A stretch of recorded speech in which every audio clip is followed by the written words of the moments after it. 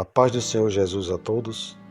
Isaías 44, versículo de número 3 diz assim: Porque derramarei água sobre o sedento e rios sobre a terra seca.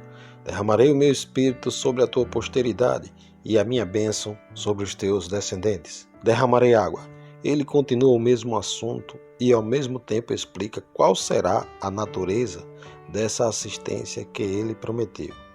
Mas devemos sempre lembrar que essas profecias se referem àquele período triste e aflito do qual ele falava anteriormente, ou seja, quando as pessoas na extremidade a que foram reduzidas podem pensar que foram completamente abandonadas e que todas as promessas de Deus foram vãs. Isaías responde a essa dúvida e compara o povo a uma terra seca e com sede que não tem umidade.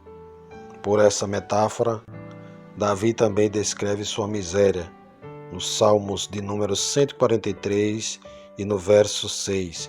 Embora, portanto, estivessem desgastados pelas aflições e a umidade vital estivesse em decomposição, para não desperdiçar a coragem em suas mais profundas angústias, eles deveriam ter posto diante de suas mentes essa declaração do profeta.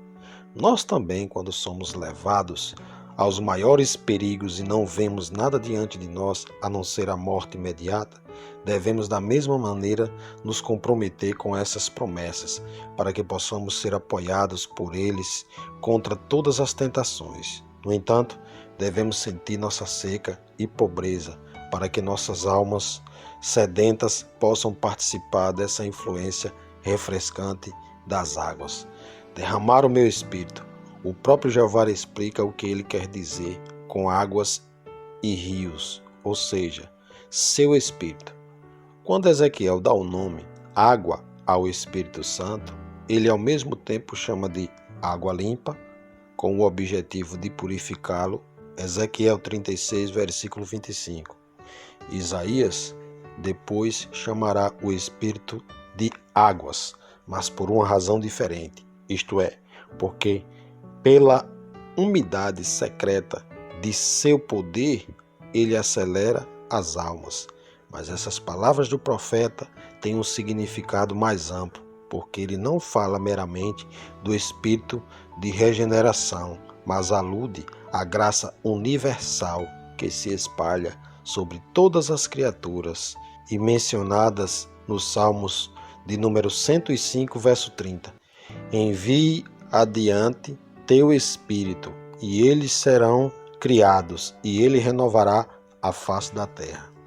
Como Davi declara nessa passagem que todas as partes do mundo são animadas na medida em que Deus lhe concede vigor secreto e depois atribui a força e poder dele, pelas quais sempre que ele acha adequado, ele repentinamente revive a condição ruinosa do céu e da terra. Agora, pela mesma razão, Isaías dá a denominação água à repentina renovação da igreja, como se ele tivesse dito que a restauração da igreja está à disposição de Deus, tanto quanto quando ele fertiliza com orvalho ou chove as terras áridas e quase ressecadas.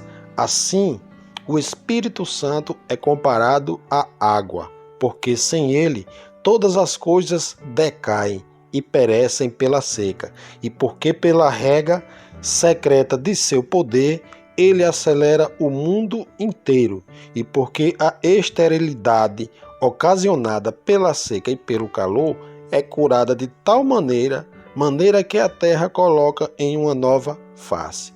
Isso é ainda mais completamente explicado pela palavra que ele emprega posteriormente, bênção.